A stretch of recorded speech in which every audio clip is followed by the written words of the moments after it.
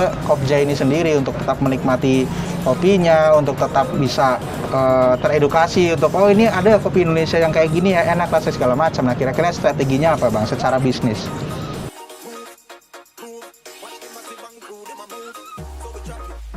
Oke, memang waktu tahun lalu ya 2020 itu tahun yang berat.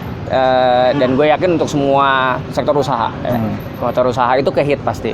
Nah, tidak terkecuali coffee shop ya, usaha coffee shop, bisnis coffee shop itu udah pasti kehit semua. Apalagi kan nggak boleh dine in waktu itu kan. Tuh, nah berbulan-bulan.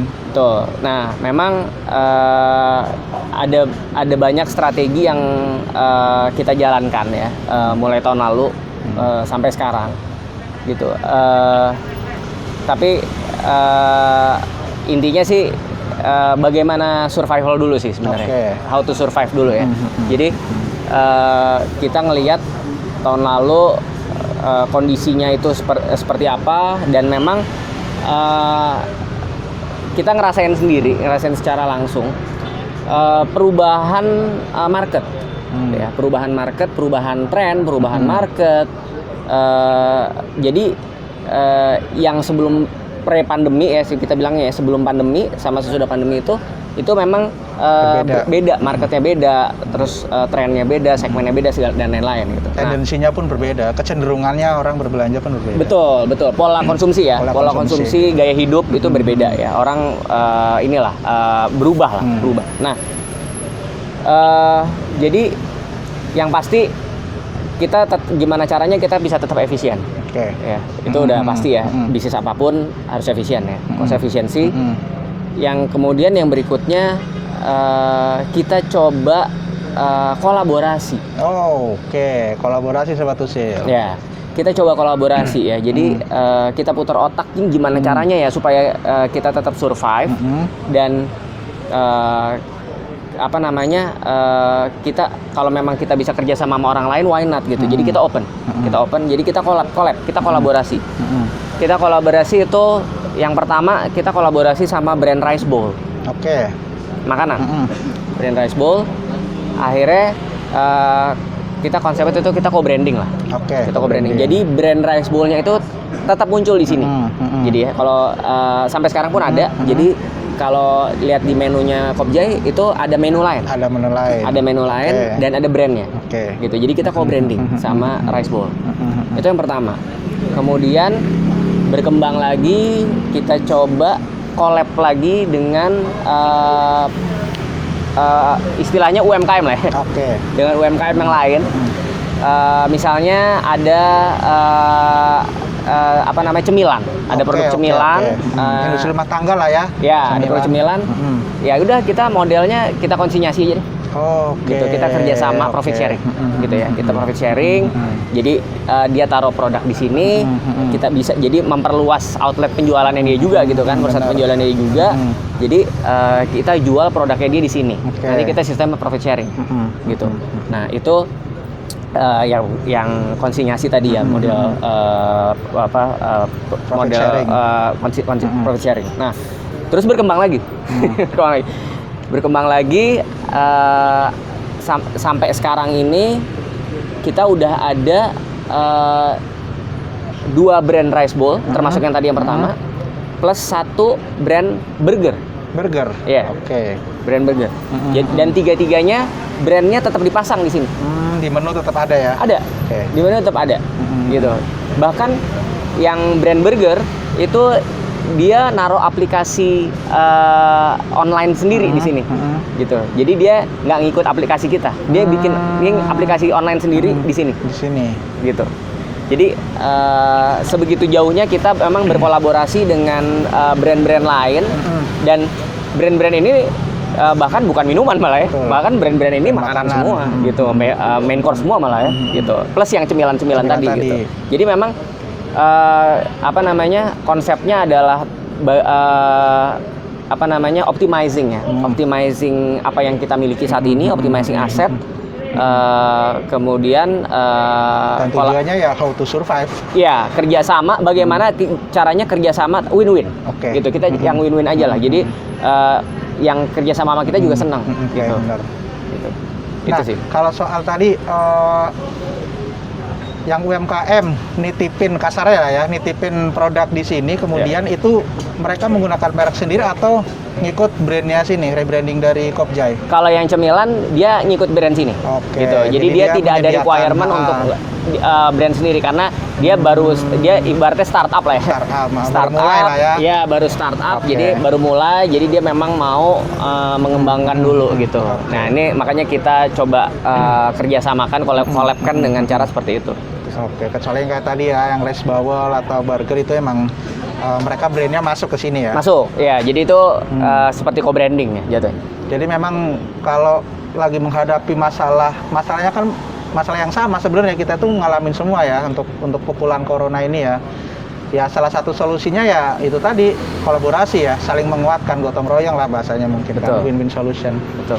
Nah, ini apa nih Bang? Ini apakah besek buat saya nih? Ini suap nih ceritanya nih. Biar bisa ditayangin nih, diobiusin nih atau apa nih? Nah, ceritakan lah. Nah, ini nyambung ke pertanyaan yang tadi gitu. Pertanyaannya kan tadi bagaimana strategi kita di era seperti ini gitu ya, di era pandemi seperti ini. Jadi mengeluarkan baru rilis ini, baru launching kemarin ya, bisa dilihat di IG kita @kopjai.cc. Nanti kita lampirin di sini, tenang aja. Ini 8 hampers kita ya, Idul Fitri hampers. Jadi kita balik sekali lagi, kita kolaborasi lagi. Kolaborasi lagi. Kita kolaborasi lagi. Jadi apa aja nih yang kolaborasi nih? Tentunya di sini ada produk es Kopjai yang botol 1 liter ya. Ini produk kita sendiri. Keluarin aja Bang. Kali nanti Sobat Usil takutnya ketemu di pasaran, wah nih es Kopjai asli bukan nih kan gitu. Nih. Yang nanti bisa dipesannya di sini tentunya. Kemudian ada lagi kita kolaborasi dengan produk cookies. Itu cookies. Nah, produk cookies. Jadi ini bukan brand. Jadi ini brandnya dia nih.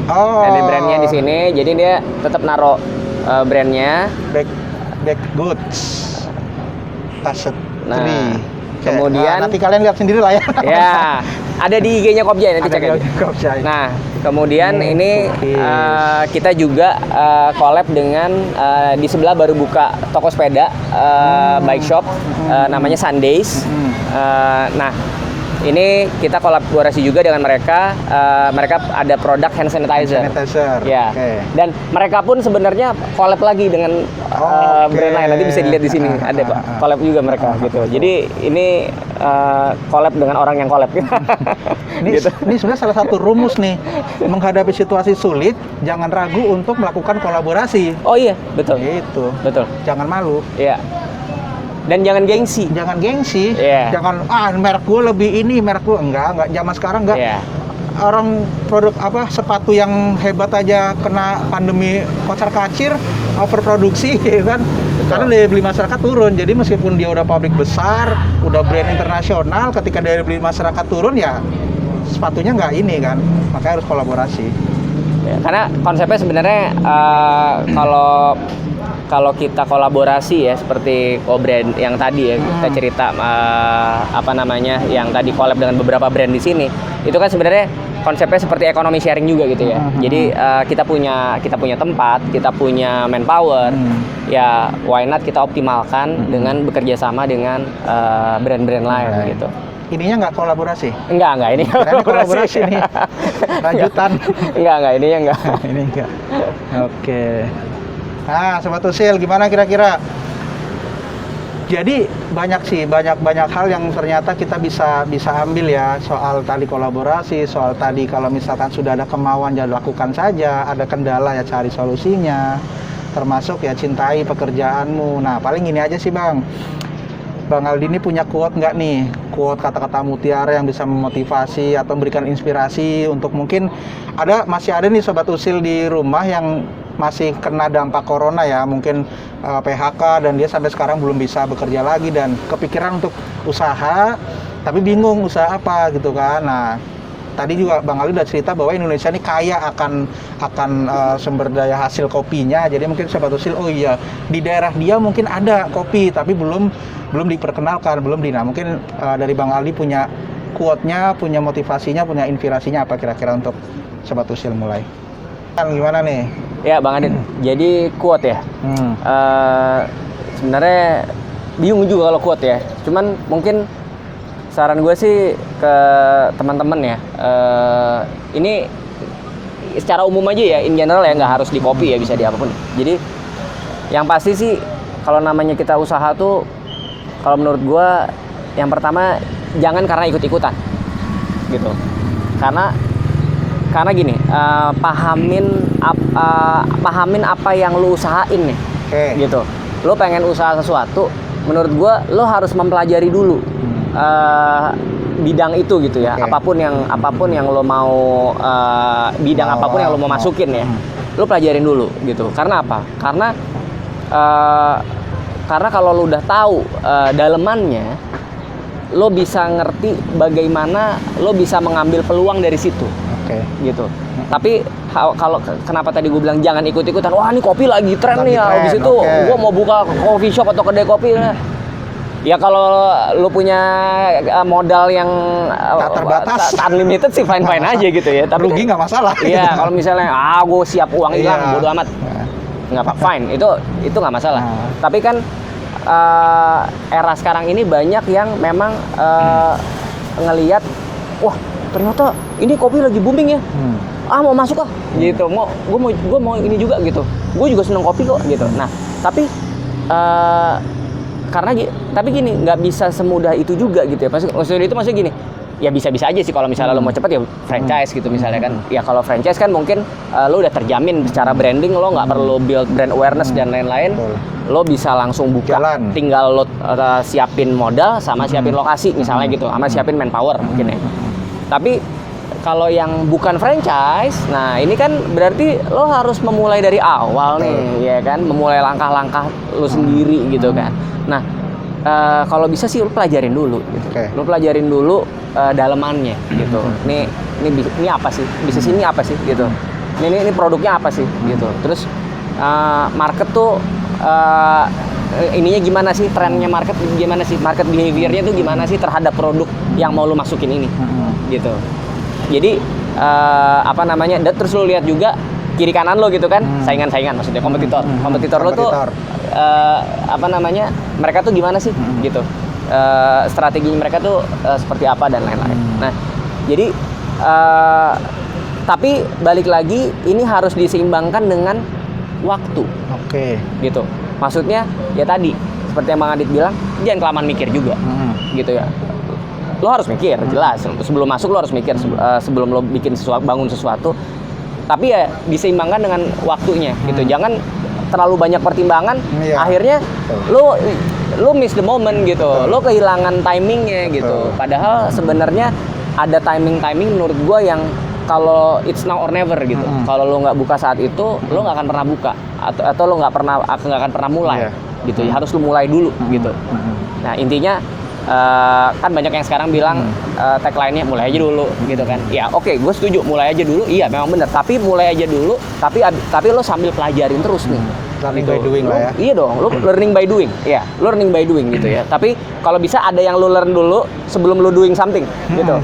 Ada yang lo learning dulu, tapi nanti once lo udah start, lo tetap learning terus gitu. Sampai sekarang aja kita juga masih belajar terus nih gitu. Kita nggak pernah berhenti belajar nih, walaupun kita misalnya udah hampir 2 tahun, tapi tetap aja kita harus pasti belajar terus gitu. Karena sekarang trennya berubah lagi, ini berubah lagi. Market behavior berubah lagi. Kondisi eksternal ini kan nggak bisa kita kendalikan gitu kan, selalu berubah. Betul. Dunia Jadi- ini kan selalu berubah. Betul. Iya. Jadi memang ya kalau tadi Bang Aldi ya, dia suka kopi dulu, ngopi terus, kerja ngopi terus. Mungkin kalau nggak ngopi nggak kerja kali. Gitu kan. Nah kemudian dia mulai mempelajari tentang kopi gitu kan. Ketika sudah pelajarin itu kan, secara basic lah mungkin kan, yang dibutuhkan kemudian adalah keberanian. Jadi kalau orang bilang udah nekat aja, nekat itu kan kadang-kadang agak konyol ya, asal ceburin ternyata nggak punya apa namanya tools, nggak punya pemahaman apapun, akhirnya bunuh diri jatuhnya kan gitu. Tapi yang Jangan dibutuhkan, sampai. nah, yang Ya. dibutuhkan adalah keberanian. Keberanian Ya. itu kan adalah sesuatu yang sudah dipelajarin dan mau menjalani itu, maka itu disebut keberanian kan gitu. Betul. Sama. Jadi kalau istilah gue tuh biasanya calculated risk gitu. Jadi lu udah tahu nih, lu akan ngambil risk ya. Karena gimana pun juga kalau lu usaha apapun pasti lu Pasti ada resiko. taking risk kan, nggak mungkin. Kasih ada resiko. Nah, karena risknya pasti lebih besar daripada lo kerja sama orang gitu Usaha kan. apapun, Usaha bener. apapun itu Usaha pasti. apapun. Lu mau nembak cewek juga usaha. Usaha mau mendapatkan dia, resikonya ditolak. Lanjut Bang. Nah, risk taking ya. Nah, Nah. jadi gue suka mengistilahkan tuh calculated risk. Oke. Jadi lo kira-kira bisa naker lah. Lo bisa naker. Gue mau ngambil risk. Nah, kalau tapi karena lo ada yang udah lo pelajarin sebelumnya, ada yang bisa lo taker.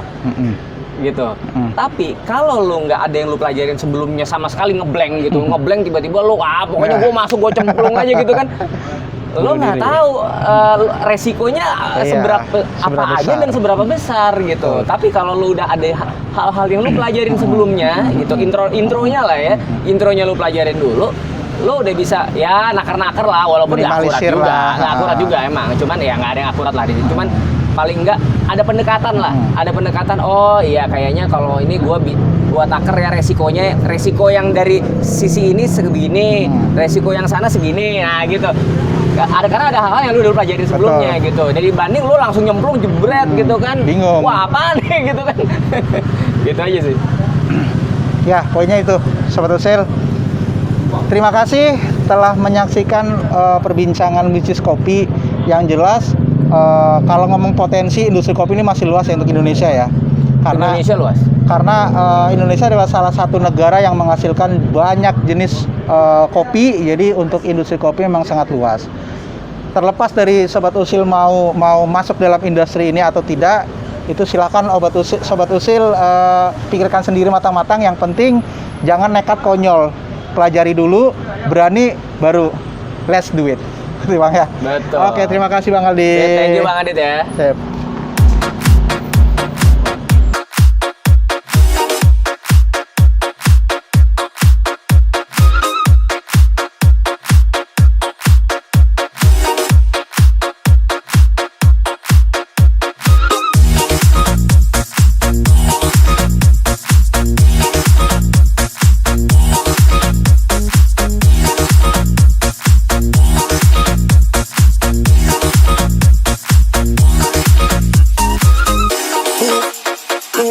We a dance to the rhythm and the groove.